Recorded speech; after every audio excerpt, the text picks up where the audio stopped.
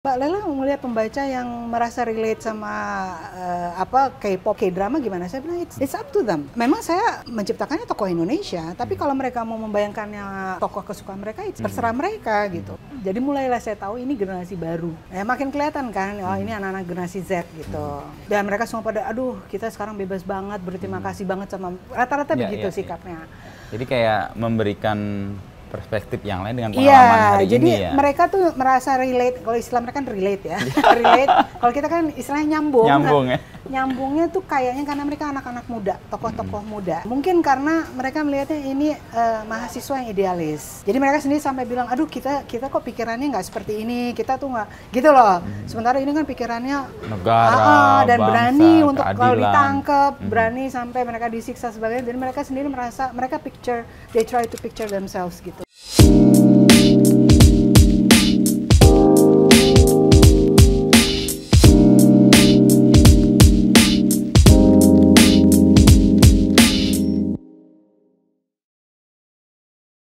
Ini tadi aku bilang, aku mau ketemu Tante Leila gitu. Dia lagi ada kursus sama temen-temennya kan. Akhirnya bukunya aja bawa, nanti minta tanda tangan ya. Siap. Jadi kembali ke Tante Leila Chudori. Yes. Gimana perjalanan sampai ini kemudian? Udah mulai nih? Oh, jalan aja, kita ngobrol aja. Oh my God, ini udah. Kirain nanti pakai 1, 2, 3. No. Yo, nanti diedit kan? Iya, nanti. Jadi gimana Tante Leila sampai akhirnya, yang nggak tahu akhirnya ini pada titik ini kan perjalanan panjang ya? Iya. Dari awalnya nih ya. Sebenarnya sih generasi saya, generasi yang lahir tahun 60-an dan lahir tahun 70-an seperti Mas Ino juga, itu kan dulu kita nggak banyak hiburan, ya kan? Nggak, TV dulu cuma satu, TVRI. Kemudian bioskop juga filmnya masih terbatas, bioskopnya terbatas, filmnya terbatas. Jadi mau nggak mau generasi saya tuh memang generasi pembaca gitu. Mereka pasti, saya dan kawan-kawan sekelas saya itu biasanya satu, kita punya banyak les kegiatan yang sekarang disebutnya ekskul. Tapi kalau kami melakukannya sendiri, artinya kita yang sendiri ngambil les ini, les itu gitu ya. Kedua, kita banyak membaca gitu. Jadi saya dari kecil memang sudah dibiasakan membaca oleh orang tua saya. Kita bertiga ya, saya dan kakak-kakak saya dan sepupu-sepupu saya tuh semua kalau udah ketemu pasti ngomongin komik. Komik, dan yang waktu itu lagi hit itu komiknya Era Kosasih, Mahabharata, ya. Ramayana, terus Sri Asih yang sekarang mau difilmin itu, yang akan main Siti Gahara, itu semua tuh makanan kita gitu ya. Komik-komik macem-macem gitu tuh dulu tuh it's our food lah gitu. Tapi kami juga membaca buku-buku serius sastra yang sebetulnya sudah diterbitkan oleh Gramedia, dulu namanya seri Elang. Seri Elang, dan seri apa satunya lagi yang menerjemahkan tuh ayahnya Pak Hilman Farid. Jadi kebudayaan sekarang. Betul, dulunya ayahnya tuh suka menerjemahkan gitu. Dan ada beberapa penerjemah lain yang saya juga dulu kagumi karena mereka yang membawa generasi saya kepada karya-karya sastra dunia itu kan dibikin ringkes ya. Jadi kisah Dua Kota tuh ringkes banget gitu. Tapi kemudian setelah kita udah SMA kita cari aslinya kan gitu. Sumber lebih luas. Yes, jadi kan aslinya lebih tebal dan dalam bahasa Inggris gitu. Dan waktu itu saya udah bisa gitu ya membaca bahasa Inggris. Jadi akhirnya saya dan kawan-kawan saya, generasi saya tuh adalah generasi yang nggak bisa hidup tanpa buku gitu loh. Kami selalu membawa buku di dalam tas. Dulu kan belum ada internet, belum ada handphone, belum ada apa. Jadi kalau nunggu di dokter kita bawa buku. Kalau di kendaraan umum naik bus atau naik apa kita bawa buku. Dulu belum ada MRT ya. Terus naik bis tingkat dulu kan? Ya, bis tingkat atau metro mini gitu, kita pasti bawa buku di dalam gitu. Jadi kalau when we have to wait, kita pasti bawa buku gitu. Dan orang tua saya tuh sebenarnya bukan orang tua yang kaya raya gitu ya. Jadi kita biasa-biasa aja. Tapi udah disediakan budget khusus. 1 bulan tuh jadi selain makan, minum dan kehidupan domestik yang basic, buku itu udah dianggap bagian dari kebutuhan basic. Jadi pasti kita setiap bulan Habis ayah saya gajian kita ke Gunung Agung. Dulu belum ada Gramedia, tahun 70-an tuh masih Gunung Gunung Agung. Yang di Menteng? Yang di Kuitang tuh. Kuitang, ya benar. Di Gunung Agung kita pasti ke sana. Saya happy banget. Kami bertiga happy banget kalau ke sana. Terus beli buku macam-macam gitu. Nah, setelah ada Gramedia kan makin lagi tuh gitu. Dan ada Indira yang waktu itu ada Tintin. Gitu. Jadi that's how things started ya, bagaimana. Nah, kalau menulisnya itu karena SD saya itu SD yang cukup ketat dan menurut saya memberi banyak inspirasi kepada murid-muridnya menurut saya ya. Itu SD yang kecil sebenarnya, SD swasta. Jadi waktu kami masih SD itu kelas 4 atau kelas 5 gitu, kami semua rata-rata langganan Kawanku dan Kuncung. Oke, ya majalah anak-anak di era saya juga tuh. Nah terus guru kami tuh encourage gitu, ayo deh kalian pelajaran mengarangnya itu dulu kan bilangnya pelajaran mengarang itu coba deh kalau yang bagus kalian kirim gitu. Nah ya udah saya pikir saya kan anak yang studious ya dulu ya, jadi saya pikir mau coba kirim, ternyata dimuat gitu. Jadi, itu tulisan pertama yang dimuat? Enggak sebenarnya ada satu yang nggak dimuat. Okay.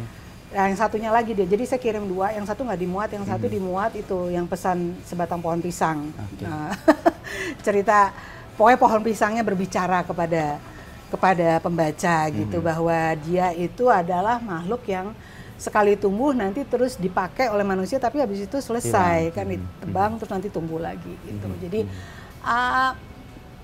pokoknya ketika udah dewasa saya baca lagi cerita anak-anak saya, kok saya dari kecil udah gelap-gelap gini ya, udah sedih gini gitu karena pohon pisangnya mengatakan umur saya ini pendek dan hanya sekali berbuah, meskipun ada umbi yang akan muncul lagi. Tapi kan itu bukan dia. Bukan dia. jadi saya nanti selesai nanti akan ada pengganti saya, kira-kira gitu. Tapi tentu saya nulisnya nggak sefilosofis itu ya. Saya hanya mengatakan bahwa kalian pakai daun saya, pakai batang saya, pakai dan buah saya. Tapi setelah selesai saya berbuah, I'm gone gitu. Saya selesai dan nanti kalian akan mengambil anak-anak saya gitu. Terus saya sih waktu itu merasa ini aja gitu, nulisnya asik-asik aja dipakai mesin tik bapak saya. Tapi itu pas sudah dewasa saya baca, masih kecil kok udah dark ya. Udah nggak enak banget ya ini. Gitu. Mulainya dari situ. Tapi bisa dikoneksikan bahwa kemampuan Mbak Leila menulis itu bekalnya adalah karena banyak membaca ya? Menurut itu saya kayaknya korelatif menurut saya orang yang menulis itu mau nggak mau harus banyak membaca, itu udah satu keping dengan 2 sisi gitu. Nggak bisa kita menulis tanpa senang membaca tuh menurut saya sulit.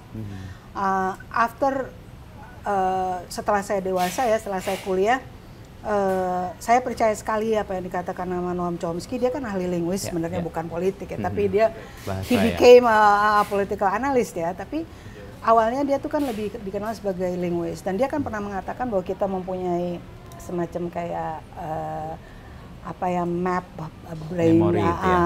Jadi kalau kita membaca itu terus ada seperti direkam gitu. Nah, rekaman itulah yang menurut saya setuju banget yang akan membuat kita mampu menyusun kalimat baik verbal maupun secara tulis gitu ya. Pelan-pelan tentu saja gitu ya. Karena harus latihan, yang namanya menulis kan harus banyak latihan.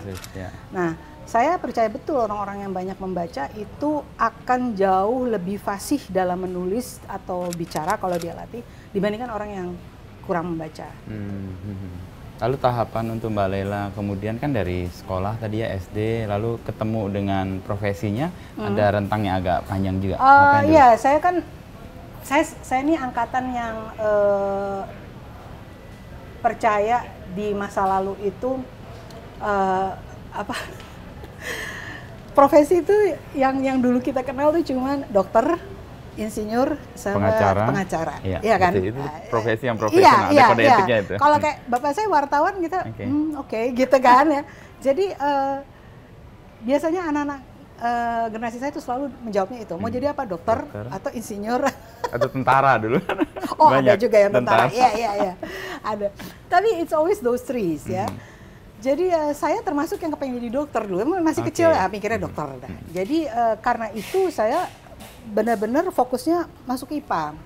Kan dulu kan dibagi-bagi kan IPA. Dan memang saya masuk IPA waktu SMP, SMA tuh masuk IPA. Jadi fokus saya benar-benar matematika, fisika, chemistry. chemistry, biologi lah, udah deh yang begitu-begitu. Meskipun at the same time karena saya senang membaca, saya suka merasa, aduh sayangnya aku nggak ada pelajaran sejarah lagi karena saya di IPA kan. Ya. Kalau di IPA kan nggak ada pelajaran sejarah lagi. Saya merasa pelajaran bahasa Indonesianya juga sedikit, terlalu apa sih? Terlalu minim lah begitu. Karena ya itu IPA belum begitu. Jadi saya merasa, kalau yang IPS yang enak juga ya, mereka belajar sejarah, belajar geografi, bahasa.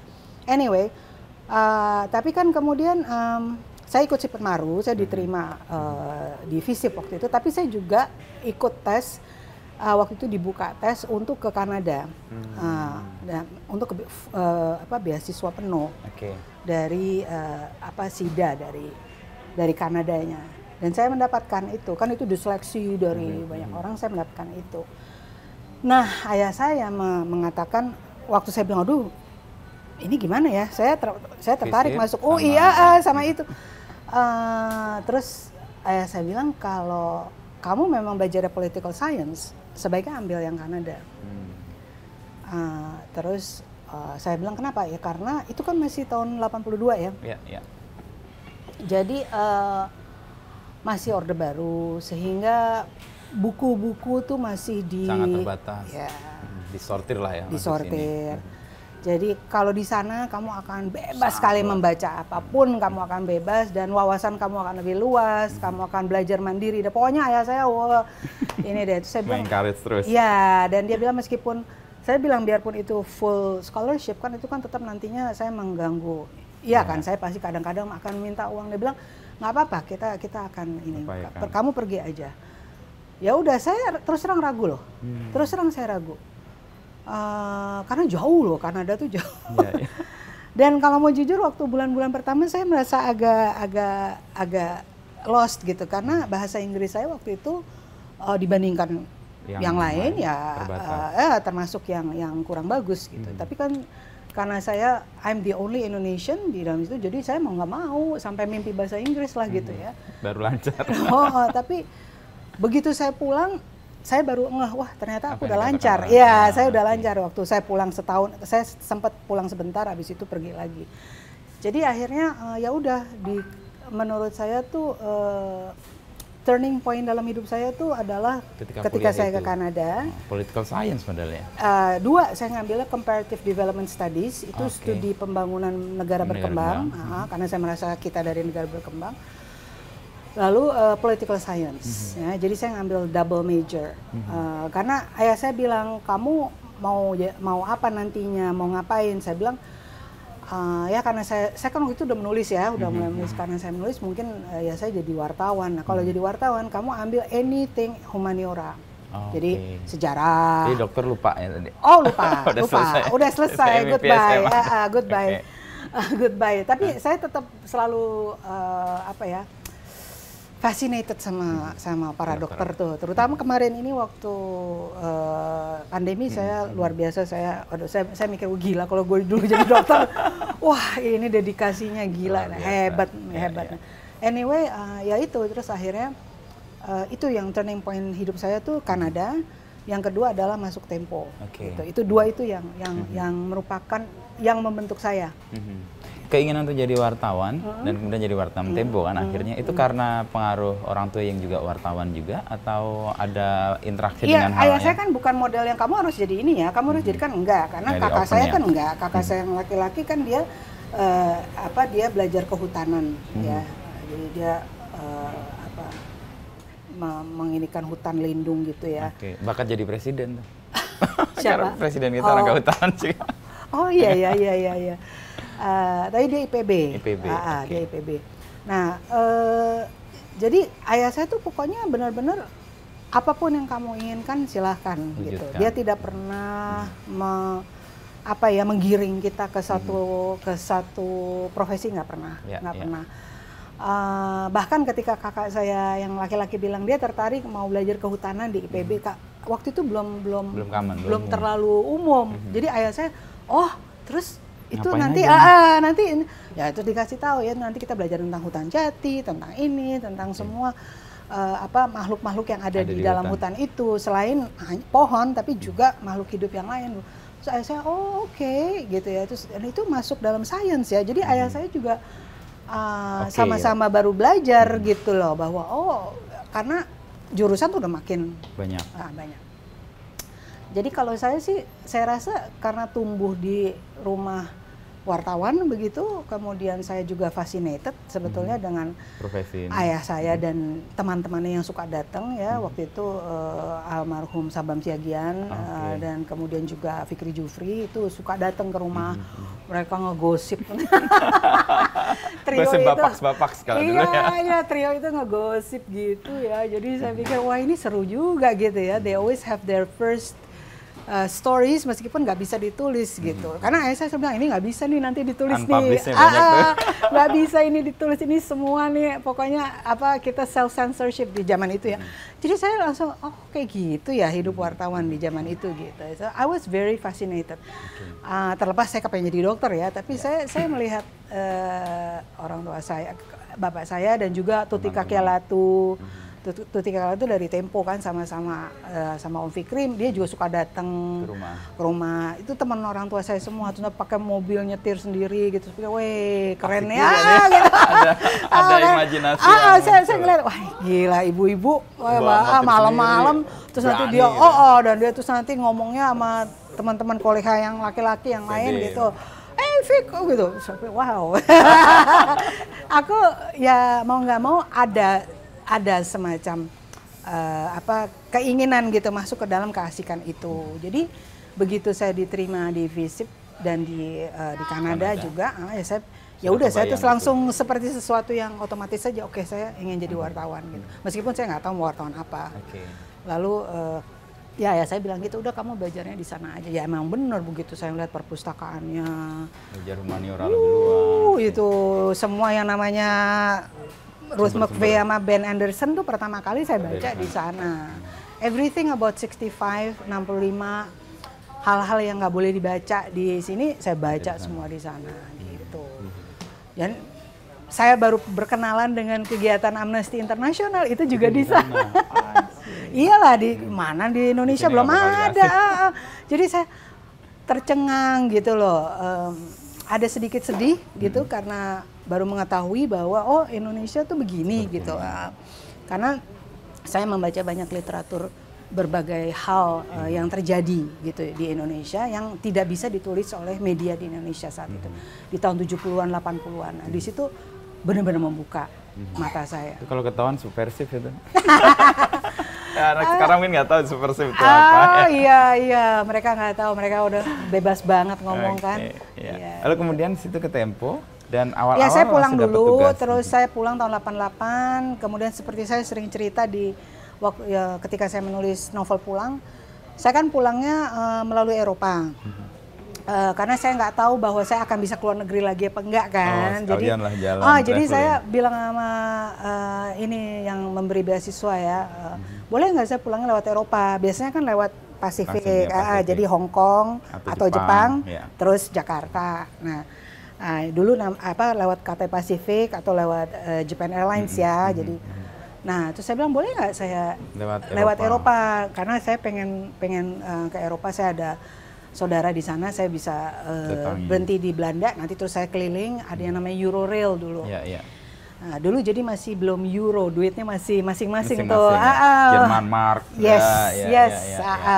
Terus Prancis masih Jadi mereka bilang oke, bedanya nggak banyak, nggak ini, dan lagi pula sering banyak tiket murah gitu. Ya udah, jadi saya dibeliin tiket Eropa terus nanti pulang. Ya udah, saya keliling di sana sama teman-teman, beberapa teman yang European sama beberapa teman yang Asia, kita keliling. Nah, di situ pertemuan pertama saya dengan dengan para exile di Paris gitu.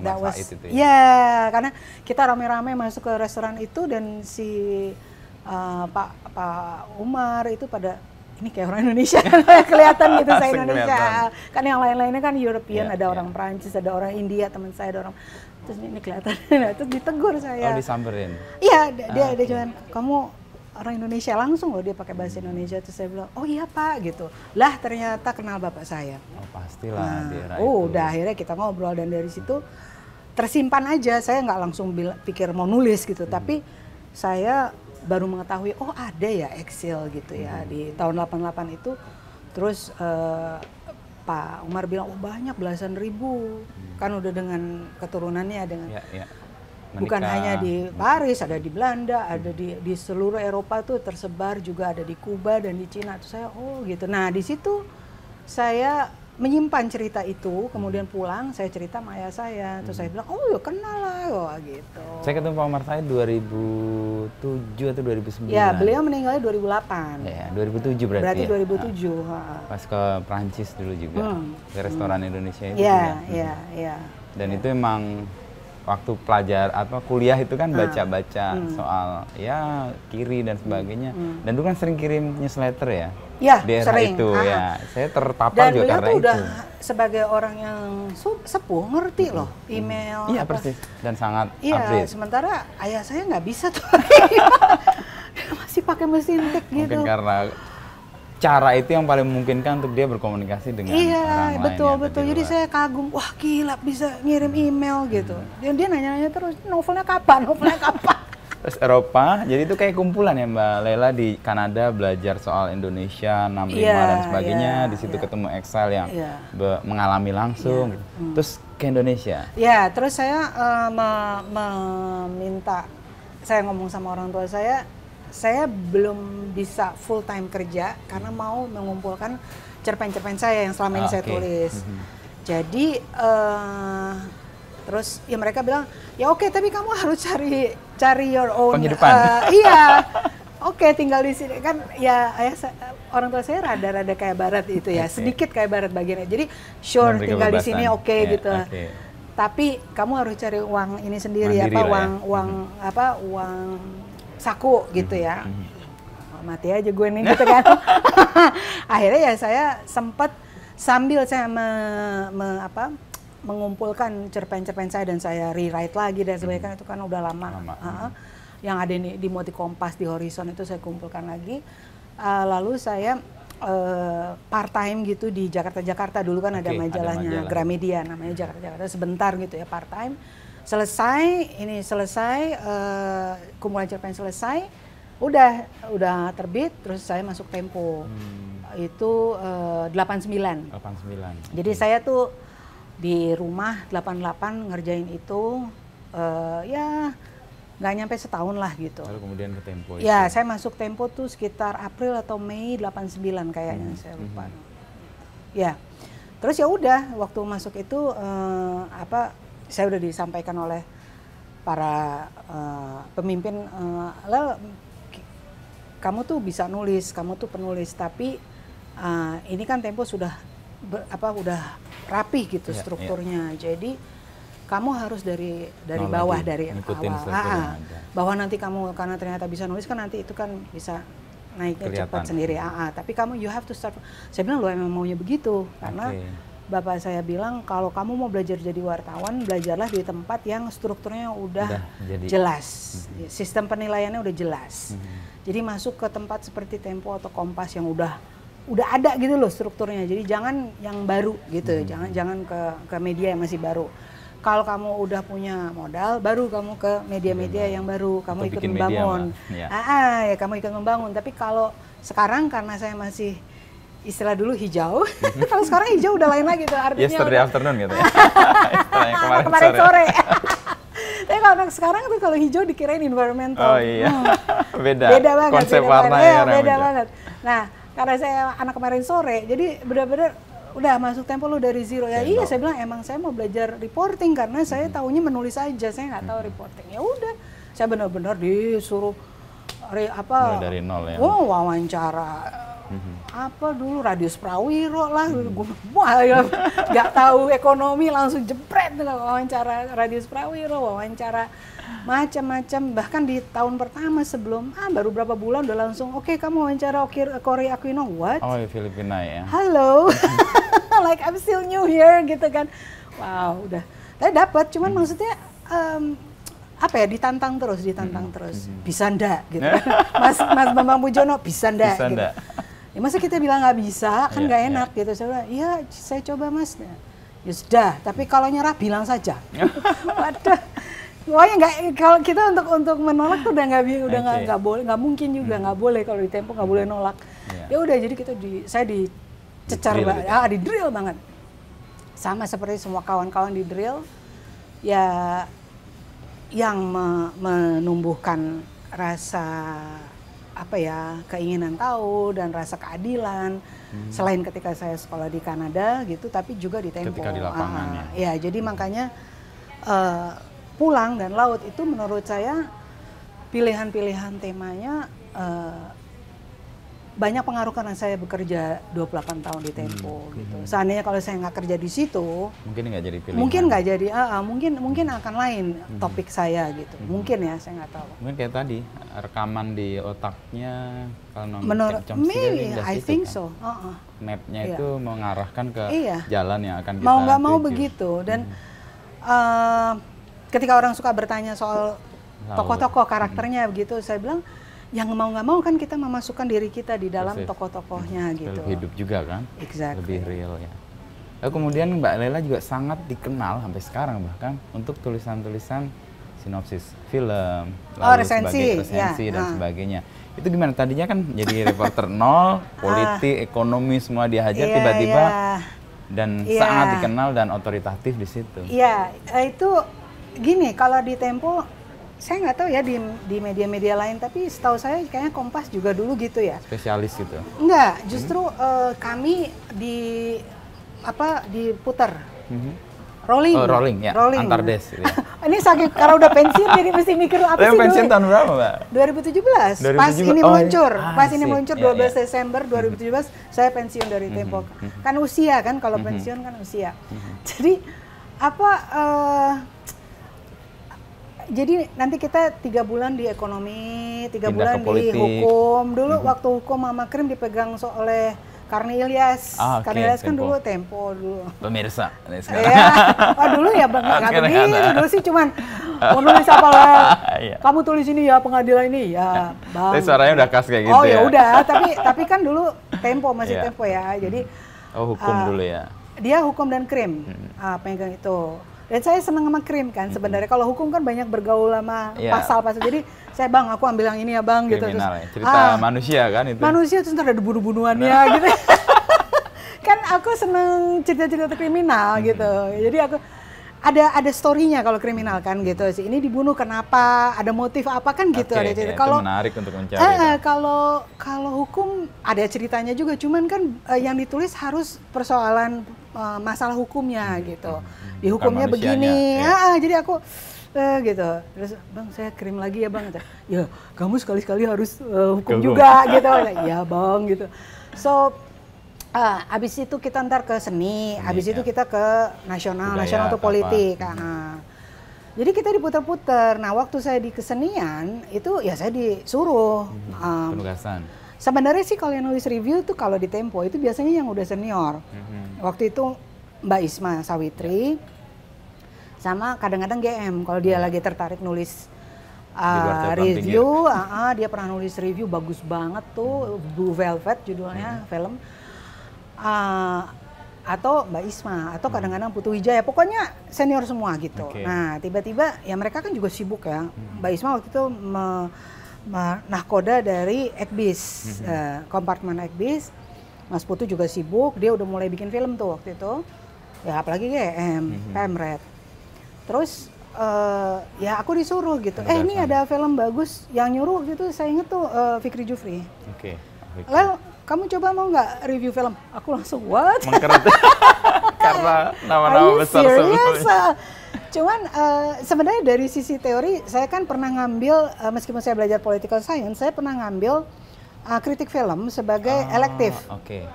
Kalau di sekolah kita dulu di kampus saya, pilihan ya, mata kuliah boleh pilihan. Ngambil elektif course-nya itu boleh di luar dari jurusan. Sekarang kayak kampus Merdeka itu. Apa tuh? Iya model gitu, jadi jurusan misalnya ilmu komunikasi, dia ambil bisa desain. Tapi gitu. Ya milih. Iya, milih ya. Kalau di sana juga gitu. Kita udah dari tahun 80-an udah begitu. Jadi aku political science tapi elektifnya saya pernah ngambil sastra. Saya pernah ngambil sastra. sastra negara berkembang, mereka nyebutnya sastra negara berkembang. Terus saya pernah ngambil Shakespeare. Nah, saya juga pernah ngambil kritik film. And then the reason, alasan saya ngambil itu supaya saya punya waktu untuk baca. Karena kalau kita udah ngambil double major gitu kan bacaan kita semua textbook. Jadi saya kepengen punya waktu tetap baca. Jadi saya pikir udah gue ngambil sastra aja deh gitu. Juga film, susah kan kita nonton film kan, namanya sibuk banget. Dan saya kan anak beasiswa, jadi nggak boleh rendah angkanya, harus top terus gitu kan. Supaya jadi beasiswanya nggak hilang. Iya, nggak langsung hilang tapi biasanya ditegur gitu. Ini kenapa kok B plus misalnya, atau kenapa A minus gitu, harus A terus gitu. Jadi I need to watch a movie karena saya senang nonton. Jadi ya udah ambil kritik film karena kan pasti nonton film gitu. Nah, jadi dari sisi teorinya aku nggak worry, aku lebih worry itu presentasi ke pembaca Tempo seperti apa, kan beda. Itu kan majalah umum. Jadi kita nggak boleh berteori-teori, kita nggak boleh ngomongin zoom in apa. Iya, pembaca nggak paham juga. Close up, close up mungkin itu masih udah umum ya, tapi hal-hal yang teknikal ya. Teknikal nggak boleh. Jadi saya, terus saya tanya sama Mas Putu, Mas gimana sih Mas? Menulis. Dia bilang, gini, kayak kamu lagi cerita sama temen. Jadi teman kamu nanya, Lel, film ini gimana? Bagus nggak? Layak nggak gue nonton? Nah, kamu menjawab. Nah, jawaban kamu itu anggap aja seperti review film. Lihat dari sisi cerita, lihat dari sisi skrip, dari kamera work, nah, dari penyutradaraan sampai ke acting. Itu semua kamu ceritakan kepada teman kamu. Nah, sekarang kali ini teman kamu adalah pembaca. Oh gitu. Ya gitu aja sih Mas Putu memberi briefnya. Mati gue. Kayak ngobrol ke temen gitu ya? Iya, jadi ngobrol temen tapi resmi, tentu saja resmi. Dan just imagine your friend. Karena, layak gak ya gue nonton nih gitu. Dan jujur, maksudnya jujur. Perasaan kamu ketika kamu melihat ininya oke, ininya oke gitu. Oke, ya udah saya tulis lah. Udah sejak itu jadi langganan, disuruh terus. Padahal waktu itu biarpun saya lagi, misalnya lagi, saya lagi di ekonomi, apa saya lagi di manapun ya, bukan ekonomi apa sih, pernah saya di Krem, pernah di mana, tetap aja Lel, review itu tuh, Dead Poet Society, saya lagi di, udah satu halaman gitu udah, oke. Nggak apa-apa sih, nggak dimana, yang penting tuh kerjaan saya itu, jadi, wah gila lah Tempo dulu, kita habis dah. Jadi karena minatnya itu, kemudian mengerjakan yang beberapa hal sekaligus jadi oke aja gitu ya. Termasuk tadi kuliah double major ya. Iya, double terus major. Terus ngambil eklektiknya juga. Terus di desnya pun des lain. Ngerjain tetap juga ada film. Benar-benar. Jadi nerusin itu ya. Dan kebiasaan itu kalau tadi kita ngobrol kan Mbak Lela di Prambors itu juga kayak main-main juga ya awal-awal. Kalau Prambors itu SMA. Itu SMA. Saya SMA, terus kan di SMA 3 ya, SMA Negeri 3. Saya ada kawan di situ, Shirley Malinton, dia aktris di zaman itu. Aktris zaman itu yang kemudian dia menjadi diplomat ya. Nah, Shirley itu satu angkatan saya, tapi kelasnya lain. Terus kita ngobrol gitu, kenalan apa ngobrol, terus dia ngajakin saya, gue ada acara di apa Prambors, ikut yuk gitu. Ya udah, ikutlah saya. Tadinya hanya sebagai teman ngobrol aja, tapi terus setelah saya ngobrol itu si orang-orang Pramborsnya tuh waktu itu bilang, Lel, kamu sering-sering ya datang sini ikut ikut siaran. Aku oke. Ya udah, akhirnya beberapa kali saya siaran, akhirnya terus saya ditawarin punya acara gitu. Jadi Shirley sendiri, saya sendiri gitu. Acara apa Mbak dulu masih ingat? Awalnya itu acara, terus terang saya lupa nama acaranya, tapi pokoknya acaranya itu lebih untuk anak-anak sekolah. I can't remember the name. Prambors awal-awal banget nih ya? Iya, 80s ya. 1980, 81, kan saya lulus 82. Kemudian abis itu ada acara Take and Give. Take and Give tuh yang salam-salam itu, yang kirim dari Wisnu untuk Maya. Nah, itu easy banget. Pokoknya kan tinggal ada telepon. Kan dulu kan pakai telepon, terus kita tinggal baca, terus nanti lagunya ini gitu. Terus ada acara satu lagi, saya lupa, pokoknya sorry deh saya lupa. Nah, tapi kemudian mereka minta saya bikin acara sendiri yang namanya Diary Leila. Nah, Diary Leila itu lebih kayak drama radio menurut saya, karena I have to make a script. Saya bikin skrip terus direkam, jadi nggak langsung. Kalau kayak Take and Give itu kan langsung. Ya. Jadi direkam dan saya membutuhkan beberapa penyiar lain yang untuk membacakan. Oh, oke. Gitu. Jadi kemampuan menulis juga dilatih waktu jadi kampus itu ya? Di awal-awal. Tapi buat saya gampang banget itu bikin skrip karena ceritanya si tokoh ini menulis diary tapi dibacakan gitu lah. Saya ketemu si ini, saya begini. Diary-nya anak SMA lah gitu. Itu. Tapi terus kan saya ke Kanada, jadi ya udah kelewat. Lalu tadi ke Tempo dan menggeluti Des macem-macem ya. Lalu dikenal dan sangat otoritatif di film. Wah. Nah, ya otoritatif banyak yang lain. Enggak, tapi paling nggak generasi saya lah kalau membaca nyari atau generasi di bahasa itu ngelihat itu. Oh Mbak Lela nih, kalau baca itu rekomendasinya ditunggu nih, nonton nggak nih, biasanya kan bantu itu. Lalu kemudian menjelang pensiun itu kan memunculkan beberapa buku ya, yang kita mau fokus pulang sama ini pas pensiun. Nah Laut Bercerita ini kan menurut saya sangat dekat dengan generasi saya dan generasi mungkin Mbak Lela ya. Tapi kenapa ini bisa diterima oleh generasi yang mungkin anak saya bahkan beda 30 tahun. Iya, anak saya juga. Kita nih di KPG dan saya tuh sama-sama bertanya-tanya juga karena menurut mereka belum pernah terjadi seperti itu. Lintas lompat. Karena bahwa waktu rilis 2017 bersama film pendeknya juga sama-sama. Jadi film pendek itu kan dibikinnya memang untuk launching. Itu memang langsung minggu kedua langsung cetakan kedua, langsung tapi kita waktu itu merasa biasa karena pulang juga begitu. Waktu pulang rilis 2012, langsung minggu depannya cetak ulang gitu. Gitu loh. Nah, tapi ini yang agak mengejutkan karena dia terus. Maksudnya dia stabil. Terus saja stabil. Dan lebih mengejutkan kami ketika kami itu maksudnya KPG dan saya ya. Itu sebelum pandemi Januari 2020 tuh udah mulai gigih gitu. Jadi pernah sebulan 2 kali cetak ulang. Mbak, ini cetak ulang. Gua sampai what gitu ya. Habis itu Februarinya terus gitu. Terus saya perhatikan pembacanya memang muda-muda karena saya lihat komentar di Instagram dan di Twitter. Mudah banget kelihatan dari language-nya ya, dari bahasanya kelihatan gitu. Cara ketawanya udah kelihatan. Iya, kelihatan semua lah. Pakai WK atau apa? Bukan itu aja, kadang-kadang mereka switch code pakai bahasa Inggris dan Indonesia. Itu kelihatan tuh. Terus juga referensinya mereka terus dengan drakor. Gitu. Jadi saya baru banget bingung kan, aku bingung dong. Ini karena gue ketika membaca ini gue ngebayanginnya si ini. Terus dia kasih foto drakor salah satu aktor Korea gitu. Dan waktu itu saya belum nonton drakor. Film Korea saya kan mulainya kan setelah pandemi ya gitu. Kalau film Korea yang Bong Joon-ho segala macam lah ya, film-film yang menang-menang of course saya nonton, tapi drakor tuh belum. Jadi saya kok lautnya malah dapat ini saya jadi dapat ilmu baru. Wow gitu kan, saya menyaksikan nama-nama aktor-aktris Korea yang rupanya lebih relate kepada generasi sekarang. Z gitu ya. Terus mereka kalau baca ini terus dengerin lagunya ini gitu. Kayak masuk banget. Itu lagu-lagunya saya nggak ada yang kenal gitu. What gitu. Sementara kan yang di situ kan saya lagunya Beatles ya kan. Pokoknya lagu tahun tersebut sesuai dengan tahunnya. Jadi mereka juga jadi belajar. Mereka jadi tahu Blackbird, jadi apa segala macam. Lagu-lagunya Sting, lagu-lagunya U2 kan gitu.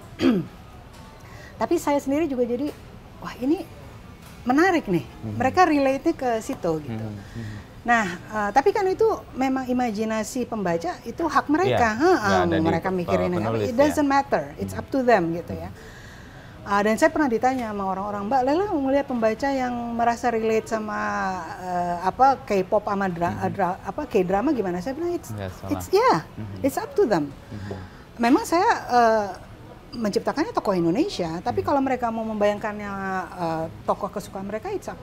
Terserah mereka gitu kan, saya nggak bisa mengontrol imajinasi orang gitu. Ya udah, Jadi mulailah saya tahu ini generasi baru. Nah, waktu sebelum pandemi kan saya masih diundang ke kampus sana, kampus ini, puter film. Ini benar-benar sebelum pandemi itu 2019, 2020 itu masih tuh saya ke berbagai ya makin kelihatan kan, ini anak-anak generasi Z gitu. Terus dan mereka semua pada, aduh kita sekarang bebas banget, berterima kasih banget sama rata-rata begitu sikapnya. Jadi kayak memberikan perspektif yang lain dengan pengalaman hari jadi ini ya. Mereka tuh merasa relate, kalau istilah mereka kan relate ya. Relate. Kalau kita kan istilahnya nyambung. Nyambung ya. Nyambungnya tuh kayaknya karena mereka anak-anak muda, tokoh-tokoh muda. Persis, yang mewakili mereka sendiri. Ya, dan mungkin karena mereka melihatnya ini mahasiswa yang idealis. Jadi mereka sendiri sampai bilang, aduh kita kok pikirannya nggak seperti ini, kita tuh nggak gitu loh. Sementara ini kan pikirannya negara, dan bangsa, berani untuk keadilan. kalau ditangkap, berani sampai mereka disiksa sebagainya. Jadi mereka sendiri merasa, mereka they try to picture themselves gitu. Jauh gitu ya. Dan mereka merasa kagum dan sebagainya. Jadi mungkin saya kan nggak bermaksud demikian, saya kan bercerita aja gitu. Dan setelah melakukan riset wawancara dengan semua kawan-kawan yang menjadi survivor dari peristiwa penculikan, saya wawancara mereka, saya wawancara keluarga, saya pergi ke berbagai tempat, saya ke Solo, ke Jogja, saya melihat UGM, meskipun saya udah pernah berapa kali ke UGM, tapi I visited again untuk memastikan, untuk ada feel-nya aja gitu loh. Terus saya ke pasar-pasar di Solo untuk masa kecilnya si Laut itu kan saya gambarkan dia anak Solo. Lalu saya juga ke Pulau Seribu. Saya wawancara banyak aktivis, jadi itu kan semua kemudian membentuk sosok-sosok baru yang merupakan imajinasi saya gitu. Jadi it's simply storytelling aja untuk saya, storytelling untuk menyuarakan sesuatu yang nggak ada di buku sejarah. Iya. Gitu. Kan ada yang sering ngaitin ini kayak buku sejarah juga. Iya. Ada yang begitu, tapi kalau yang namanya fiksi sebenarnya nggak boleh diperlakukan sebagai buku sejarah, nggak boleh karena dia fiksi. Biar bagaimana banyak hal yang berdasarkan imajinasi kan. Gitu. Dan disambung-sambungin kan. Betul. Untuk kesempurnaan cerita.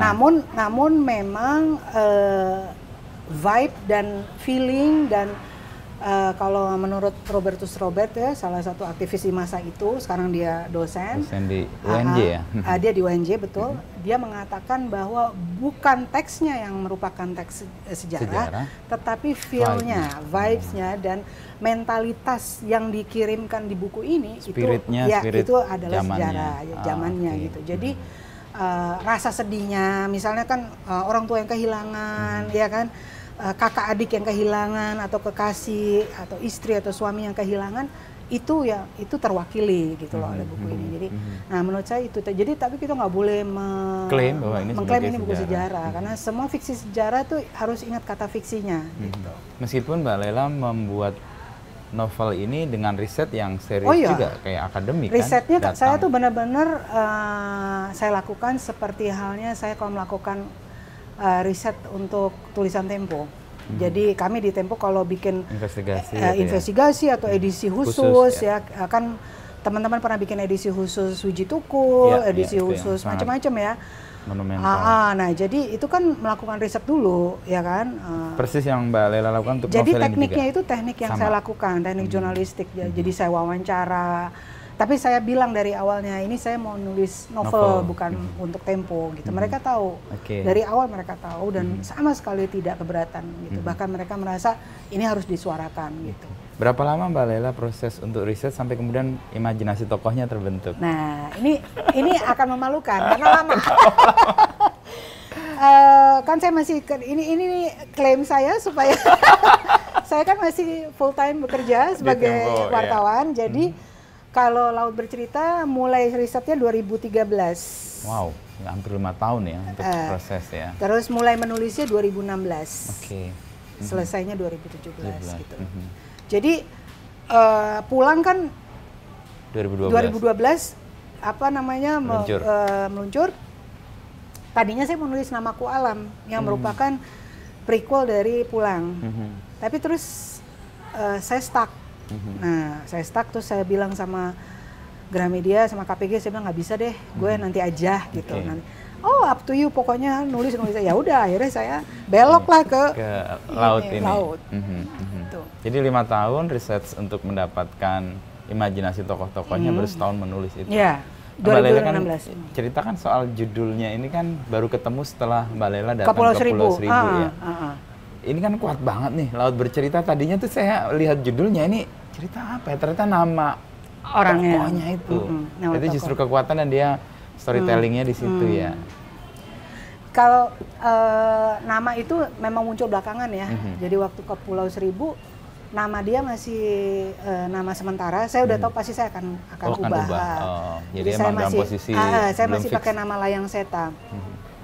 Tapi saya merasa betul nih nama Wayang dan ini belum terlalu relate kepada nasib dia gitu loh, kepada perjalanan hidup dia. Jadi saya masih ini nanti harus ganti gitu. Nah jadi sementara Layang Seta. Jadi saya udah mulai menulis pelan-pelan meskipun saya tahu biasa kan kita udah nulis sampai berapa bab, balik lagi rombak lagi gitu.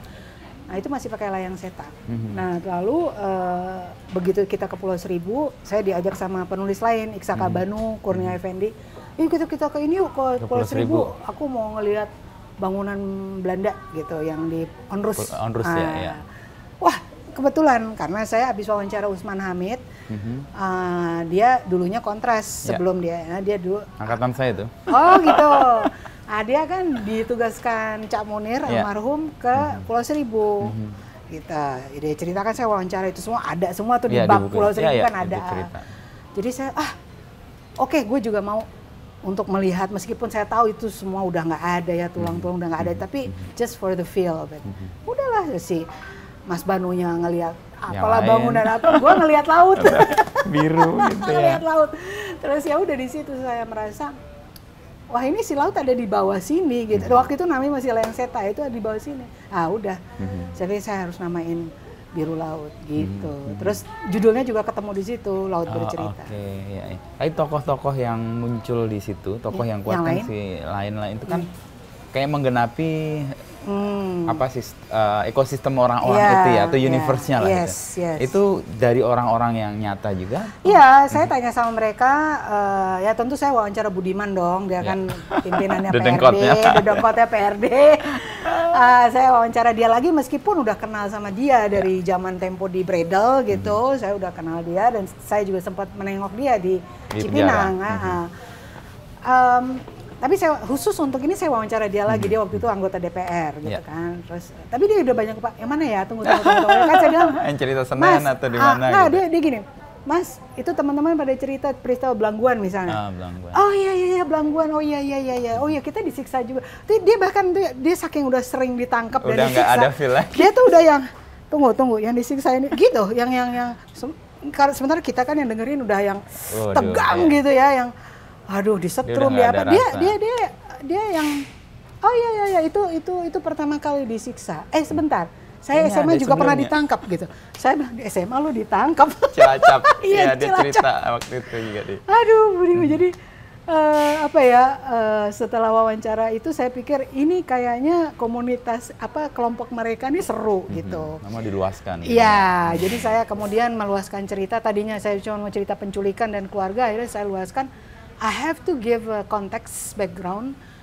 Kenapa anak-anak ini ingin melakukan itu? Kenapa mereka berani? Karena saya pun yang 10 tahun lebih tua dari mereka. Nggak bisa seberani. Nggak sebenarnya itu, karena kita Tempo waktu itu di Bredel kan. Kita di Bredel terus kita worknya jadi sekarang underground kan begitu. Artinya kita bisa sih tetap kerja, tapi kita diawasi betul gitu kan setelah di Bredel. Tapi kalau mereka kan enggak, mereka kan gila. Jadi saya bilang, ini anak-anak gila. Jadi I have to understand kenapa mereka berani. Nah jadi akhirnya saya wawancara Waluyujat, wawancara kawan-kawan yang dulu terlibat. Saya wawancara si Lili ya, yang kemarin. Karena kenapa? Karena saya juga bilang sama Budiman, kenapa kok laki-laki terus ya? Apa kalian nggak ada cewek? Oh banyak mbak, terus dia sebutin. Oke, akhirnya saya wawancara Lili karena saya kepingin ada perempuan yang menonjol di situ. Jadi makanya saya menciptakan tokoh Kinan. Yang ternyata menjadi favorit pembaca juga. Ada yang minta dibikin khusus. Ada yang bilang, minta Kinan sendiri. Universe-nya sendiri gitu. Jadi minta Kinan sendiri gitu ya. Terus gimana nasib dia gitu kan, pada pengen tahu. Ada yang malah shipping Kinan dengan laut. Aduh, ada aja deh sekarang. Lucu banget. Tapi Laut ini kumpulan atau beberapa tokoh kan sebenarnya jadi satu ya. Ada di situ Nezar. Oh iya. Ceritanya Jadi di dalam satu tokoh kumpulan. itu ada pengalamannya Waluyo Joti karena dia yang paling lama ya, di sekapnya paling lama. Ada ceritanya Mugi, ada ceritanya Nezar gitu. Yang paling banyak memang saya pakai Nezar ya karena dia ayahnya juga wartawan, jadi saya pakai itu ayahnya wartawan gitu. Tapi kan selebihnya saya ciptakan dia orang Solo, Nezar kan orang Aceh ya. Dan keluarganya saya bikin sendiri juga gitu. Ibunya catering, itu saya udah ciptakan dari awal. Karena Nezar bilang selama di sekap itu penciuman dia tuh jadi makin tajam. Jadi saya pikir oke, saya harus bikin keluarga yang senang memasak, yang supaya penciumannya terlatih gitu. Jadi keterangan-keterangan mereka tuh saya betul-betul saya amati supaya ketika saya menciptakan tokohnya itu saya bisa, saya bisa memasukkan gitu. Jadi nggak kayak nempel gitu loh, Mas. Jadi saya masukkan gitu. Nah, relasi dengan ibunya itu kuat banget sih ketika di dapur. Ibu, di dapur, itu, disuruh cium. Iya, gitu. Memori anak kepada ibu itu muncul semua tuh. Di dapur kan sesuatu yang sangat intens ya. Mesti cium nih bawa apa itu benar-benar memang dibangun supaya nanti ketika dia diculik itu kan dia bisa membedakan antara yang bau keringat sama yang bau rokok gitu misalnya. Karena Nezar mengatakan gitu. Gue ingat sekali ada satu yang bau parfum. Ada yang bau parfum dia bilang sampai ketika dia udah bebas dia mencium bau parfum itu terus dia memorinya langsung gitu. Jadi saya pikir wah ini soal penciuman penting nih gitu. Tapi ada satu yang saya dulu pas dengar cerita di mana mereka disekap, ada satu titik mereka bisa mengetahui ini di mana dari bungkus nasi padangnya. Itu pernah cerita? Enggak, itu nggak pernah kalau soal nasi padang enggak. Nasi padangnya cerita, tapi bahwa mereka menebak, mereka kalau ke saya, waktu saya bilang kalian nebak gak sih kira-kira, mereka udah nebak itu tempat itu karena dari bunyi trompet. Bunyi trompet pagi-pagi. Itu kalau ke saya, ke saya ceritanya itu bukan soal bungkus nasi padang. Jadi saya bilang, did you kind of guess kalian di mana? Iya, karena ada bunyi trompet ya pagi ya.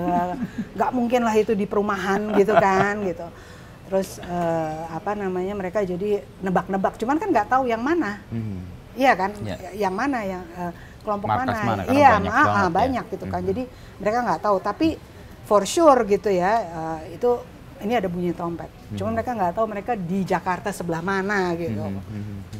Nah untuk tahapan yang Mbak Lela tadi ya dari SMA, lalu kuliah, lalu bekerja dan sekarang menurut yang membuat Mbak Lela konsisten atau istiqomah di di kepenulisan dan kemudian bercerita lah intinya kan sebenarnya Mbak Lela ini.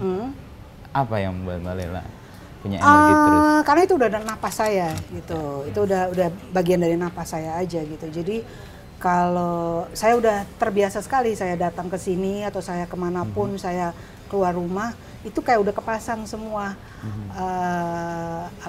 organ-organ tubuh saya tuh udah terpasang untuk mengamati, untuk jadi sponge, observe dan menjadi sponge. Saya akan menyerap gaya bicara orang, gaya mungkin kalau saya nonton ada nyanyi gitu konser saya gaya orang menyanyi, kemudian apa yang dilakukan reaksi orang ketika saya ngomong misalnya itu saya pelajari, saya masuk gitu nanti saya akan terbentuk di dalam karakterisasi saya misalnya gitu. Itu sudah menjadi my language, menulis tuh jadi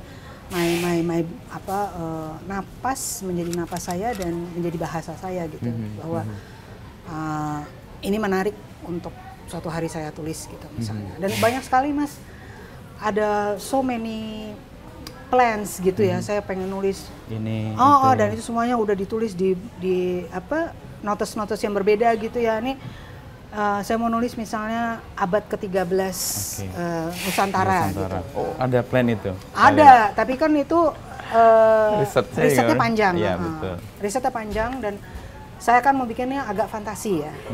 Fantasi. Jadi nggak real gitu ya. Fantasi meskipun tetap berdasarkan kerajaan-kerajaan di zaman itu, spiritnya itu.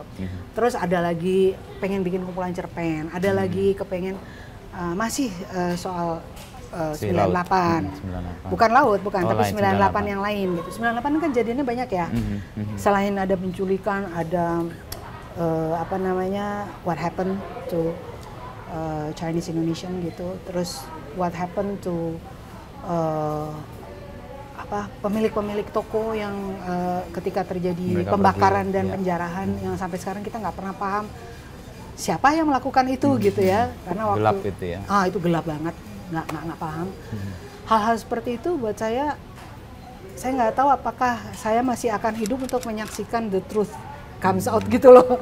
Jadi ya udah, ada hal-hal yang menarik yang bisa digali, tapi juga ada rencana-rencana kumpulan cerpen. Saya udah lama nggak nulis cerpen.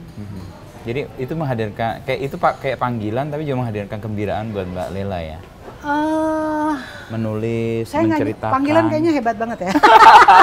Nggak, yang menggerakkan itu. Ya udah kayak jadi bagian dari hidup saya aja gitu loh. Jadi kayak kita harus tidur, harus makan, harus menulis, menulis tuh jadi bagian dari itu aja gitu loh. Akan ada periode stuck gitu ya, periode macet. Ya udah, saya bawa gembira aja. Saya kalau saya stuck, saya baca, saya nonton, ngobrol, makan gitu, masak. Saya coba kembali lagi gitu. Kalau jadi bisa, saya nggak mau saya nggak mau memaksakan. Gitu. Kalau soal kemampuan menulis, lalu membaca, itu genetis nggak? Kalau pengalaman Bapak, lalu Mbak Lela, lalu anak sekarang kan di penulisan. Bukan genetis ya. Menurut saya kebiasaan yang kemudian ditiru anak. Sih. Karena melihat ya. Karena ibu bapak saya pembaca, ya kan. Ibu sebenarnya yang senang baca sastra ibu saya, bapak saya kan namanya news ya, news. Jadi kita dulu langganan semua majalah, semua koran. Jadi itu udah udah benar-benar menjadi kebiasaan kami membaca koran, pagi-pagi baca koran. Saya ingat waktu kakak saya ikut Cepat Tepat dulu kan ada yang cerita. Bapak saya ikut tegang karena aduh anak wartawan masa salah ya, nggak boleh salah gitu kan. Jadi, saya sampai oh my god gitu ya. Gitu. Nah, tapi anak saya itu juga karena saya senang baca. Dia melihat. Dia melihat. Bapak juga senang baca, saya juga senang baca, dan dia sendiri dari kecil, dari masih balita kita udah sediakan buku anak-anak gitu. Berpun dia belum bisa baca ya, tapi kan lihat gambar. Ada di situ. Ya sampai sekarang dia udah nulis juga.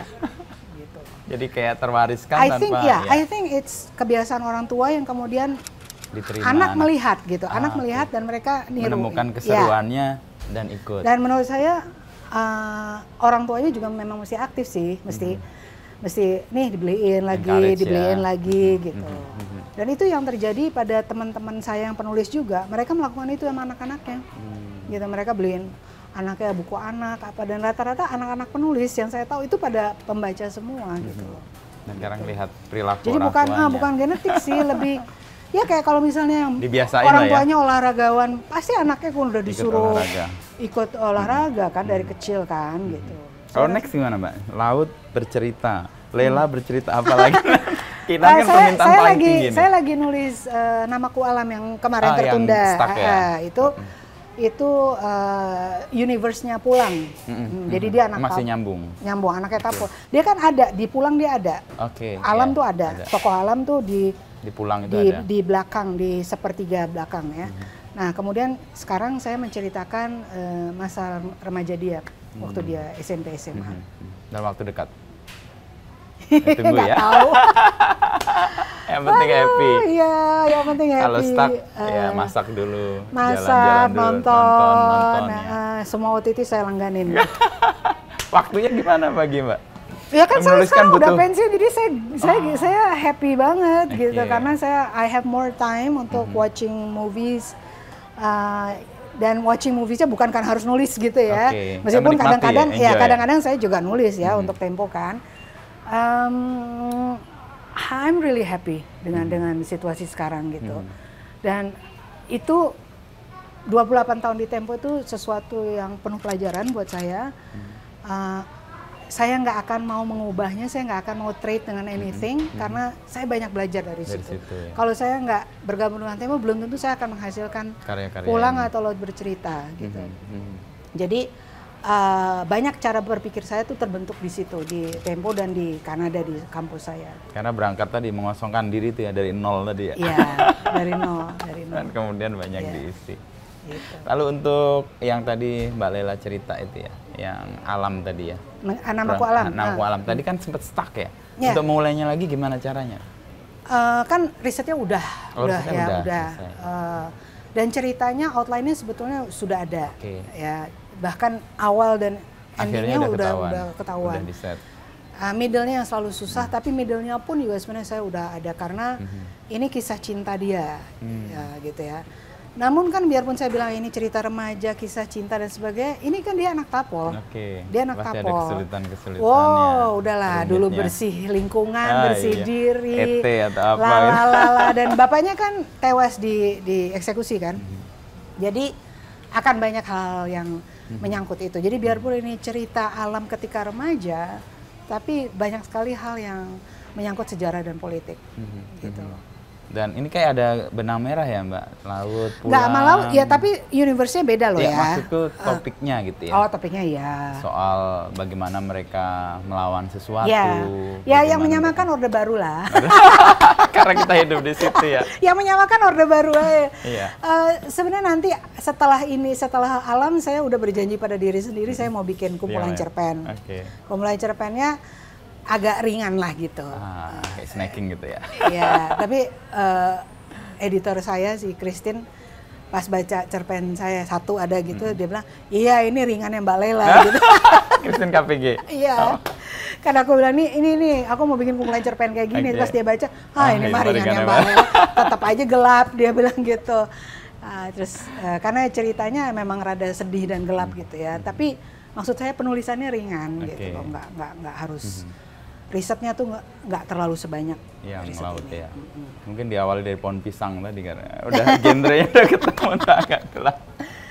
Ya gitulah. Jadi saya pengen mencoba ke cerpen lagi gitu karena itu satu format yang menurut saya susah-susah gampang. Kita harus menulis pendek, tapi kita harus menyiapkan ledakan, mesti menyiapkan satu bom gitu. Jadi saya nggak mau pembaca tuh bacanya cuma sambil lewat. Oke deh ya, lo mau ngomong apa sih? Whatever gitu. Aku nggak mau pembaca kayak gitu. Aku mau pembaca tuh bener-bener ya melekat, nggak mau lepas gitu ya dengan setiap cerpennya. Nah jadi itu susahnya di situ kan, cerpen tuh kan berhenti di situ. Jadi kalau dia bacanya sambil lewat ya selesai. Banyak ngomong lo gitu. Aku paling takut kalau pembaca kayak gitu. Komentar. Iya. Kalau film-film yang Mbak tonton sebenarnya untuk apa sih? Ide atau gagasan? Aku karena emang seneng nonton film lah. Apalagi sekarang anak saya udah dewasa, dia kan juga belajar film kan. Dia belajarnya dulu film, film studies dia. Jadi ya makin seru dan OTT ini berbandingkan. Dan dia tontonan dia jauh lebih berat dari saya sebenarnya terus terang ya. Dia lebih Eropa gitu ya. Skandinavia gitu ya. Yang kita nggak pernah tonton kan? Saya nonton juga, cuman saya kan ada Koreanya juga, ada India juga. Kalau dia yang aku kalau nonton mesti siap ini dulu siap mental gitu jadi dia berat sekali dan dia a lot of art house kalau dia. Tapi kita kadang-kadang suka, yuk ntar malam kita nonton ini ya, ayo gitu. Terus kita siapin nanti popcorn segala macam gitu ya. Seru kalau nonton sama anak saya dan dia penilaiannya jauh lebih analitis daripada saya. Kalau saya kan langsung belajar, kan? Jelek nih, aku kan jelek. Kalau dia nggak bisa, itu ini kan ini kan flow-nya begitu. Oke deh. Belajar gitu. Berarti. seru. Dan itu jadi kenikmatan sekarang. Iya. Saya dengerin analisa dia. Sangat akademis sih buat saya. Dia akademis gitu. Thank you Mbak Lela. Sama-sama. Terima kasih mengundang saya ke sini.